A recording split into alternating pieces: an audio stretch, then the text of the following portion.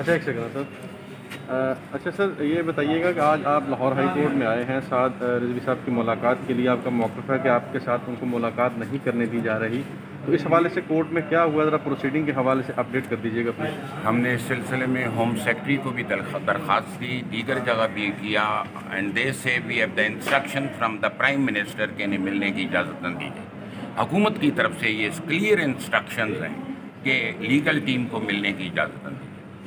آج ہم نے جو ریٹ پٹیشن فائل کی ہے وہ یہ کی ہے کہ ٹی ایل پی کی لیگل ٹیم کو ملنے کی اجازت دی جائے۔ تو جج صاحب نے یہ کہا ہے کہ صرف یہ کہیں کہ سعد رضوی کے وکیل کو ملنے، سعد رضوی کی لیگل ٹیم کو ملنے کی اجازت، because T L P is band.